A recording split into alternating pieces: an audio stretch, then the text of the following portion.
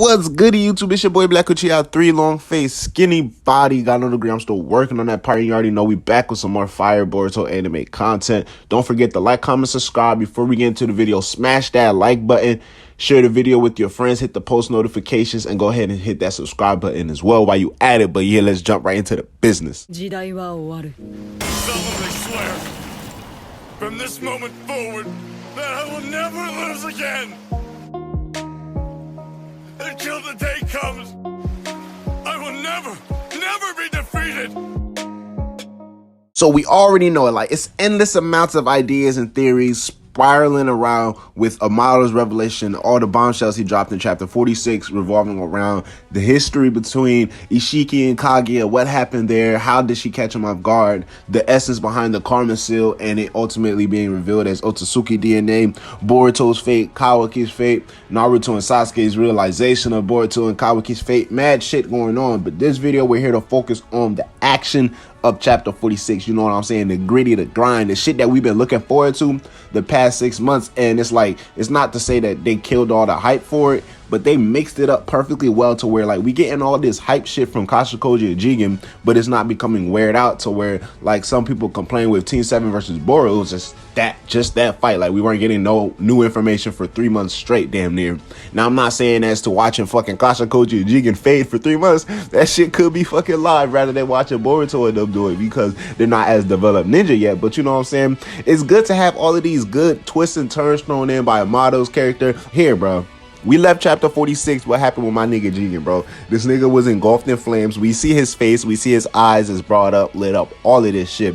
And then it got me to start thinking, not a lot of people are really talking about like Jigen's current predicament right now. Like, man's is in a pickle. Pause. And he found himself in between a rock and a wall of flames. And it's like, how the fuck is you finna get out of this shit, because the wall is mad flammable material? So now you're really in between two walls of flames and there's no end on either side. So this nigga Jigen is getting flamed up right now. Like, and then I realized I did not even stop. Maybe for a second I probably did, but I didn't anticipate or even think too much or dwell upon the idea like, what the fuck is Jigen finna do? Like, really, what's finna go down? Like, how's this fight finna pick up? Are they gonna be one of those things where they pick up and we just see them facing off, where it's like Jigen took care of the fire off panel or off screen? But I feel like they're not gonna do that because this nigga Kashokoji went through fucking hell and back, literally, to bring them damn fire flames back from the flaming mountain with that summoning jutsu and shit, and he caught Jigen off guard with this shit. Now we know Jigen cannot absorb this shit with the Karma Seal, and we've been getting revealed bits and pieces of Jigen's character and Ishiki's character as a whole.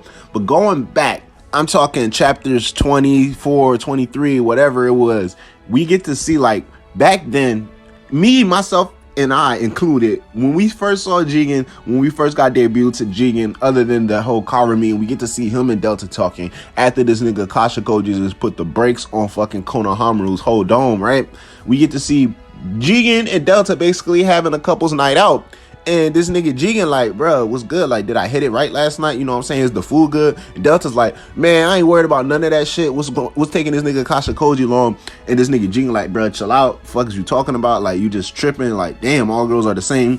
And Delta just flips shit. And now what happens here is Jigen just automatically repairs everything. Now, I went from thinking this nigga just fixed everything to him just actually summoning new shit, into him just like creating shit. And then my initial first thought, before we even had the idea of the Karma Soul, like, this nigga Jigen can create something out of nothing. And that was what, I don't know when along the line, maybe it was when he put up in Naruto's house, or maybe it was when Delta decided she can fight Naruto in his backyard, but somewhere along those lines it completely slipped my mind that like, yo, I really was thinking like this nigga Jigen can create something out of nothing. But then it was when it was revealed that Jigen has the ability to shrink objects and shrink himself, then automatically I thought, well, shit, you could see the way the panel was drawn. It's like this nigga fucking had the table and wine and all of that shit set up. And I'm like, that would make sense. Like, he just shrunk it in a compact size and then he kept it and then he just made it big once Delta destroyed the ship. But then it was like, how the fuck would he know to keep the exact same food, exact same table, exact same wine and all of that shit,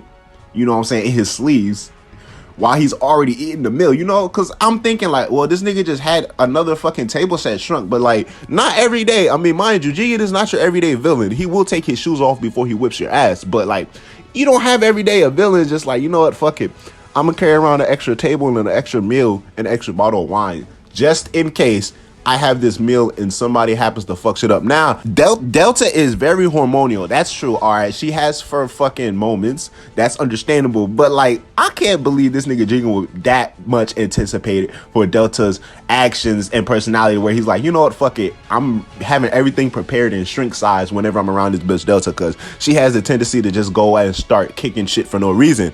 I ain't gonna lie to you. It's not far-fetched, but at the same time, it's a little far-fetched of idea. Now, this initial thought was completely erased, right? Like I said, upon the realization, oh, we got to understand this nigga Jigen can not only shrink and but basically make things grow bigger, including himself. But we understood, well, the majority of the powers of the Karma Seal at the time being. So that whole idea of Jigen being able to create something out of nothing didn't really cross my mind again. Now, what's this revelation of Ishiki's character, Kaguya's character? All of these connections to the Japan folklore with Ishan and all of these different stories that relate to Ishiki and all of the other Otsutsuki clan members, Kinshiki, Kaguya, Momoshiki, all of these things that Kodachi and Kishimoto are connecting the Boruto story to and Naruto's story with the Japan folklore. You can see some of the connections, and somebody was able to actually point this out, not just me thinking of this on my own, but point this out that one of the things, because I did a video a couple months back where the story of the Japan folklore with Ishan Bushiki or some shit like that, whatever the fucking folklore character that this nigga Ishiki was inspired off of, you know, that nigga was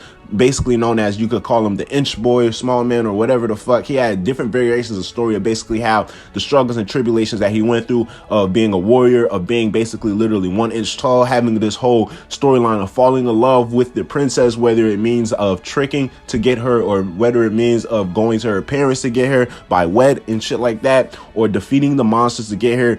All of these connections just line in and parallel with the story and the information we've gotten so far with Ishiki and Kaguya. But one of the interesting things that also is related to this Inshun character that is also in the Japan folklore, we know that he's a fucking inch boy. Not only that, this nigga Jigen is able to shrink himself to a molecular size and grow himself and also shrink other objects, right? So then it's like, yeah, you can see the inspiration there, obviously, other than the fact Ishan and Ishiki. But with Ishan, it also had ability to basically wish, or, you know, basically make things come true. Now, this can be connected with the initial story that I shared on my channel, where he had this magic hammer when after he saved one of the princesses in one of the altercations of his story, basically picking up this magic hammer or magic mallet would grant any wish for him that he desired, no matter what it would be the case. And so when he picked that shit up, he like, fuck it, I'm trying to be 6'5" and I'm trying to, you know what I'm saying, give it to you shadow clone style every night. And she was like, oh, giggle, giggle, you know what I'm saying, your wish finna come true. And his wish actually ended up coming true. Now, I'm saying all that to compare it to the fact of,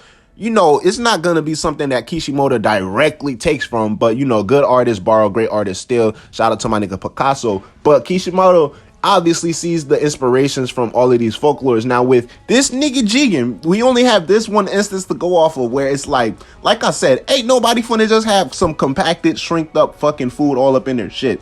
I feel like, especially, it was the exact same shit. Like the wine glass was the same, the bottle was the same. Like, y'all see this shit, it was the same, and we still get to destroy things on the side so we can see. And we only have this instance to make the connection, but it's a very, very strong connection, to where it's like this nigga Jigen just basically wished for everything to come back. In a sense, not necessarily wish, but since he wanted it, that's exactly what happened. So it was like, damn, this bitch Delta just destroyed everything. Fuck it, I want everything to be new. Now he could be like, yo, he could have pulled out this power against Naruto Sasuke. You already see what he was able to do against Naruto Sasuke. Like, what did this nigga Madara say? Like, this nigga the goated, bro. Like, what adult, you know, wastes his energy and breath fighting kids? Like, fuck is you talking about? This nigga Jigen ain't finna pull everything out the bag. But in this current predicament, this nigga's engulfed in flames. His karma cell ain't helping him. He could shrink, but the fucking flames is gonna shrink with him. This nigga's on fire. So in a sense where he basically makes a wish, or possibly just basically wills it to be, because I want to say that he willed for a whole new table to be created and a whole new meal to be created.